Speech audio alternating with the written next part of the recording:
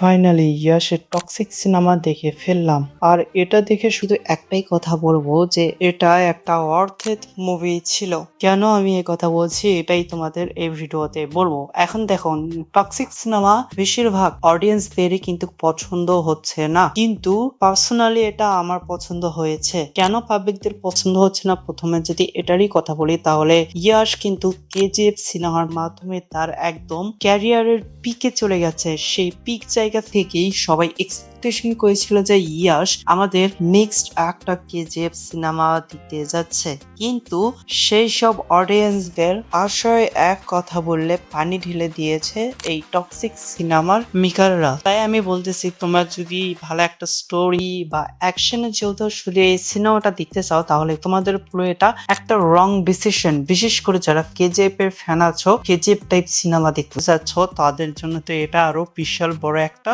রং decision হতে পারে। কারণ এই স্টোরিটা কোনো দিক দিয়ে সাধারণ ভাবে লেখা হয়নি, এমনকি প্রেজেন্টেশনও করা হয়নি। এর যদি প্রথম হাফের কথা বলি তাহলে তোমরা এই প্রথম হাফে প্রায় কেজিএফ সিনেমার মতো একটা ভাইব পাবা। মানে এই প্রথম হাফে একদম মাস অডিয়েন্সের জবরদস্ত একটা মজা দিয়ে দিবে এই সিনেমা। বিশেষ করে 30 থেকে 40 মিনিটে এখানে যে রয়্যাল রাইজিংটা দেখানো হয়েছে, এটা এত তাড়াতাড়ি দেখানো হয়েছে যে এই 30-40 মিনিট আলাদা করে একটা প্রপার মুভি তৈরি করা যেত।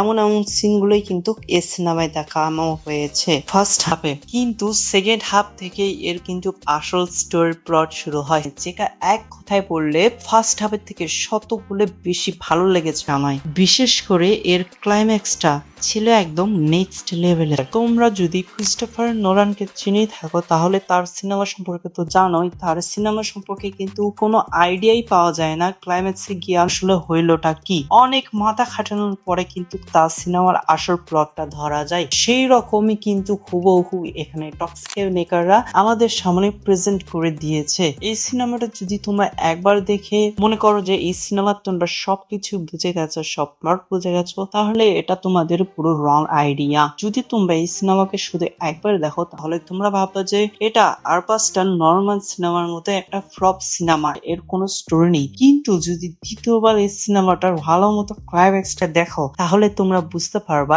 এই সিনেমার আসলে ভিতরে কি ছিল। অ্যাকশন সিনেমাকে যে এরকম ভাবে টুইস্ট ফার্ম দিয়ে একটা সাইকোলজি সিনেমাও তৈরি করা যায়, সেটাই কিন্তু আমাদের ইয়াশ আর জিতু মোহনদাস দেখে দিয়েছে এই টক্সিক সিনেমার মাধ্যমে। আর হ্যাঁ, এটার যেহেতু নাম টক্সিক, এই সিনেমার মাঝখানেও কিন্তু তোমরা অনেক টক্সিক সিনই দেখতে পারবা, যেগুলা কিন্তু একদম ছিল নেক্সট লেভেলের এক কথা। আর এখানে যে যে ক্যারেক্টার গুলো আমাদের দেখানো হয়েছে সে ক্যারেক্টার গুলোরই কিন্তু আলাদাভাবে একটা সাইকোলজি ছিল। তাদের কিন্তু প্রত্যেকটারই একটা করে proper build up plus ending ছিল। এটা আমার মতে, এখন অন্যান্য কন্টেন্ট ক্রিয়েটরের মতে এটা হতেও পারে নাও পারে। তবে হ্যাঁ, এখানে বিশেষ করে আমায় 3 জনের বেশি ক্যারেক্টারটা ভালো লেগেছে হিরোইনদের ভেতর। তার ভেতর এক নম্বরে কিয়ারা আরভিন, সে তার একদম দুর্দান্ত লেভেলের বেস্ট দিয়েছে বলতে পারো। দ্বিতীয় হচ্ছে নয়নতারা এখানে ইয়াশের সিস্টার হিসাবে এমন রোল প্লে করেছে যেটা অ্যাকচুয়ালি নয়নতারা যে অন্যান্য সিনেমা দেখো সে সিনেমায় এরকম প্রপার অ্যাক্টিং দেখতেই পাবে না ভাই, এমন ভাবে সে এখানে প্রেজেন্ট করেছে। আর শেষের হিরোইনটা হচ্ছে রুকমিলি, সে একদম সিনেমার এন্ডিং এ মনে করো এন্ট্রি নিয়েছে, কিন্তু তার এন্ট্রি থেকে শুরু করে সে এমন সুন্দরভাবে তার ক্যারেক্টারকে বিল্ড করার সাথে সাথে অ্যাক্টিং করেছে, সেটা ছিল একদম দুর্দান্ত লেভেলের। তবে হ্যাঁ, তাও আমি তোমাদের বলছি, তোমরা যদি এই সিনেমাটা দেখতে চাও তাহলে তোমাদের কিন্তু অন্য একটা মাইন্ড নিয়ে যেতে হবে। তোমরা যদি কেজিএফ সিনেমার মতোই মাইন্ড নিয়ে যাও তাহলে কিন্তু তোমাদের আশায় পুরো পানি ঢেলে দেবে এক কথায় এই টক্সিক সিনেমার মেকাররা। আর এখানে যদি ইয়াশের অ্যাক্টিং এর কথা বলি তাহলে সেই পুরো সিনেমাকে নিজের মাথায় করে নিয়ে গেছে বলতে পারো। এখানে যারা যারা মাস অডিয়েন্স আছে তাদের ইয়াশের অ্যাক্টিং একদম দুর্দান্ত লেভেলের লাগবে। সে প্রত্যেকটা অ্যাকশন সিনেই তার একদম বেস্ট দিয়েছে বলতে পারো। শুধু অ্যাকশন সিন না, তার ইমোশন, ডায়লগ ডেলিভারি সব দিক দিয়ে একটা পারফেক্ট লেগেছে। এতগুলো ভালো দিকের কথা বলছি, এর সাথে তো খারাপ দিক আছে। বেশ অনেক একটা সিন কিন্তু অযথাই ঢুকিয়ে দিয়েছে, যেমন লেডিস ইস যে ফাইটিং সিনটা আছে সেটা হুদাই এই সিনেমায় ঢুকে দিয়েছে, যেটা লেন তাকে বড় করেছে। এছাড়া আরো বেশ অনেক একটা সিনে আছে যেগুলো অযথা ঢুকে দিয়েছে।